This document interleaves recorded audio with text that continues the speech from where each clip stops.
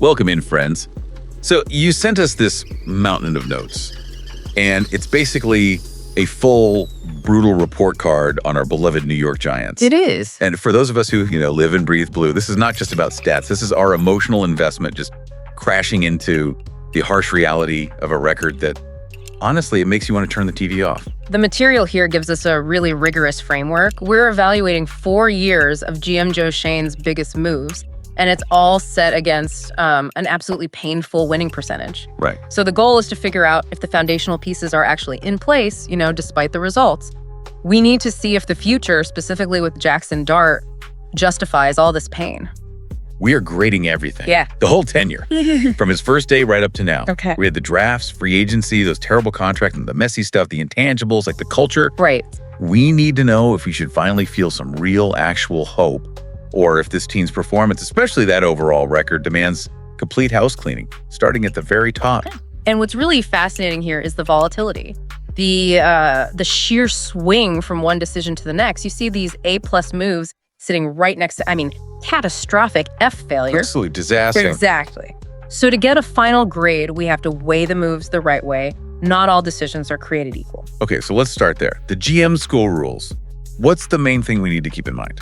The sources are really clear on this. Grading a GM needs perspective. Signing a backup defensive end, that's like a pop quiz. Low stakes. Very low stakes. You miss, you move on.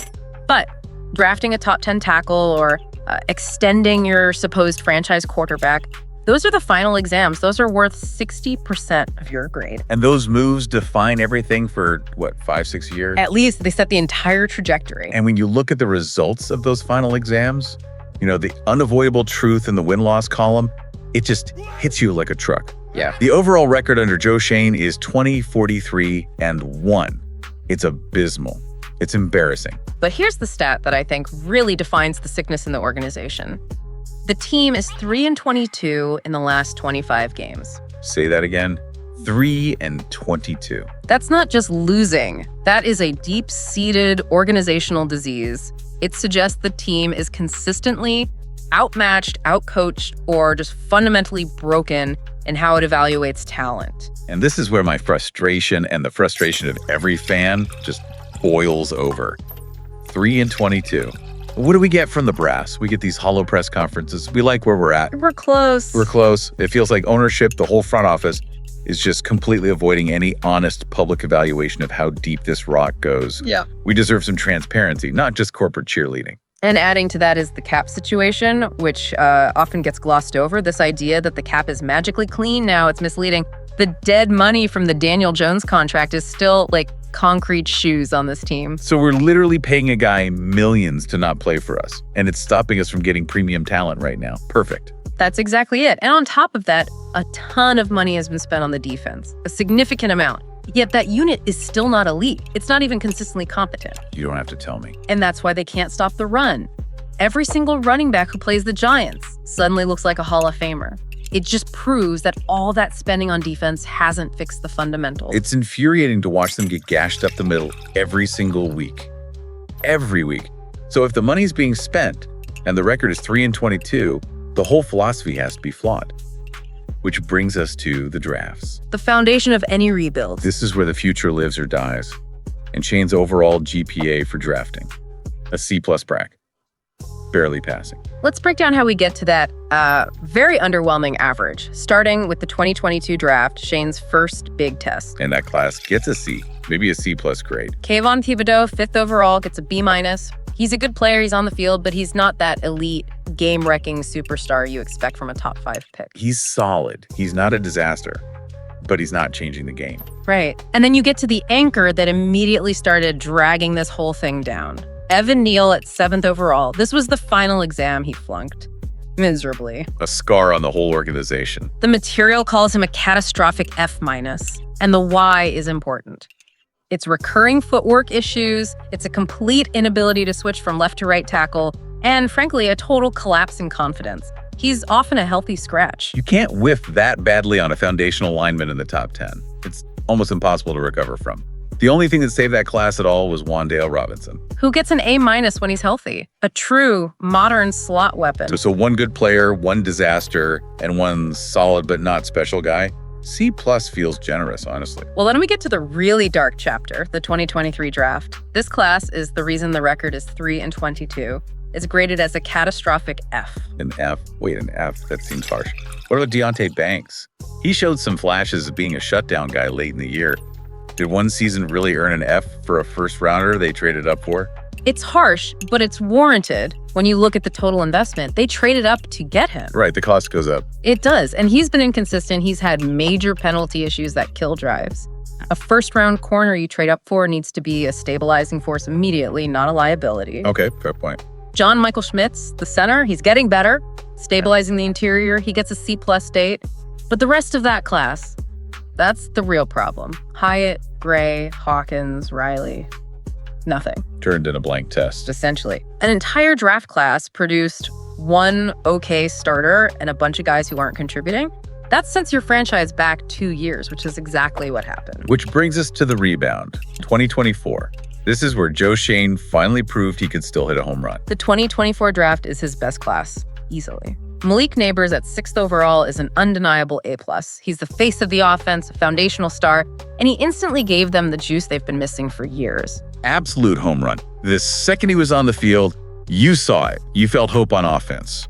Tyler Nubin and Drew Phillips, they had flashes, but they kind of hit a sophomore slump with the whole defensive mess. They're in the B range. Yeah, we saw some good depth later on. Theo Johnson and Tyron Tracy get B, D+ grades. So 2024 is a strong B overall. It proves the scouts can find talent. And that leads us to right now, the 2025 draft. This is the ultimate saving grace. This is where Joe Schoen finally saved his own job. This is the single most important move of his entire tenure. Getting Jackson Dart. The source material is unanimous. He is the franchise quarterback. He is the E guy. Schoen traded up, he took the big swing, and he connected. That's an unequivocal A grade. You just can't overstate how important that is. He deserves all the credit in the world for that one move.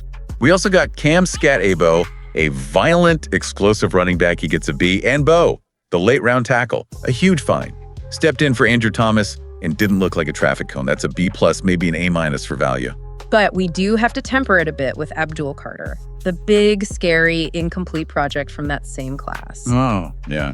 He was supposed to be a defensive cornerstone, but he basically hit the snooze button on the season. Fines, suspensions for unprofessionalism, that's a C-, maybe a D+ grade right now, and it brings the whole class down a bit. So if you average it all out, the C+, the F, the B, and this year's B-, you land right on that C+ GPA for drafting. It's just enough to not get fired, but it's not the elite talent infusion you need to get out of a 3-22 hole. Let's shift to the money, the contracts, the cash, and what were clearly some emotional fumbles, starting with the biggest one, Daniel Jones. Oh boy. So the A decision was declining the 5th-year option. Smart, flexible. The D- mistake was that massive extension after the one playoff year. Schoen acted like Jones was already Josh Allen. The second he got hurt, the whole thing just collapsed. The fatal flaw wasn't just the dollar amount, right? It was the timing. Paying him based on one outlier playoff win, not a real trend of performance. Exactly. They bought the emotional high of a single hot streak instead of looking at the body of work, which was always inconsistent. And that mistake is still handcuffing this team with dead money. And speaking of emotional decisions, we have to talk about Saquon Barkley. Tagging him initially was a B+ move. It kept your best weapon around for the short term. But letting him walk to the Eagles, that's a straight F. It wasn't just a business move. That was an emotional, a moral, a spiritual failure that fans will never, ever forget. It showed Schoen had no feel for the room, no value for a cornerstone leader. Letting him go to our rival, it felt like a gut punch to the entire culture. Moving to free agency, it's the same pattern of volatility. The misses were big, the Darren Waller trade, an F. The idea was fine, a tight end weapon, but his body just couldn't hold up. And Pierce Campbell, a total ghost. But the hits were genuinely stabilizing for the franchise. They were. Brian Burns was a home run. An A+ move, trading for him and extending him, he immediately stabilized the pass rush. And crucially, they finally stabilized the offensive line with John Runyon and Jermaine Eluemunor. Those were B+, A- moves. Devin Singletary was a solid B, a good value signing post-Saquon. So if you look at the good side, the O-line is the best it's been in a decade. We got a franchise pass rusher, and most important of all, we got our franchise quarterback in Jackson Dart. And this is the core paradox of the whole thing. Despite fixing the O-line, despite hitting on Dart and Neighbors, The overall result, that C plus GPA and that horrific record, it suggests a fundamental flaw somewhere else. Right. The front office succeeded in finding key players, but the overall team construction, or maybe the coaching, can't translate that talent into wins. All right, time for the final verdict. We average out all this chaos, the F drafts, the A plus QB swing, the Saquon tragedy. We land at that consensus C plus GM GPA. And the sources confirm that. The grades ranged from, a D minus, because 3 and 22 is just indefensible, It really is. to a B plus for fixing the two hardest problems, QB and O-line. But the consensus lands right in the middle, C and C plus. The final conclusion is Joe Schoen is not a complete failure, but he is nowhere near elite. He passed the two biggest tests, but the record and those early draft misses are just too loud to ignore. And this is where the fan frustration just solidifies. I saw Joe Schoen at that press conference. He looked frightened. He looked scared having to justify a 3 and 22 run. The fact we even have to do this evaluation. Right. That we have to look at A plus moves like Dart and Neighbors and still end up with a C plus and a historically bad record. Yeah. It just confirms the problem is deeper than a few bad picks. It confirms what we all feel. Joe Schoen has not done a good job. And it justifies asking why the leadership that allows this is still in place. So we've unpacked the whole tenure. We separated the real building blocks, Dart, Neighbors, Burns, from the big mistakes like Evan Neal, the Daniel Jones contract, and of course the Saquon departure. So now you have the full picture. The F grades, the A plus potential, and the C plus reality. We've established that the saving grace, the one reason to watch on Sunday, is our quarterback, Jackson Dart, and an offensive line that can finally block someone. So here's the final thought for you to chew on. Given the high marks for finding a franchise QB and an A-plus receiver, the two hardest things to do in the NFL, why does the team's record still look like an F? Does the problem lie less with the GM's eye for top-tier talent and more with an overarching management culture that allows a 3 and 22 record to be considered acceptable progress? Go look at what the material implies about the changes that need to happen above the GM if all this new talent is ever going to lead to actual wins. Just wanted to say a massive thank you for tuning in to Big Blue Tea. Absolutely. And, a huge shout out always to BLKFREEZYTV. Oh, For definitely. the fantastic programming, the production, everything that makes this possible. Yep. Their work behind the scenes is just really appreciated. It really is. This has been Big Blue Tea.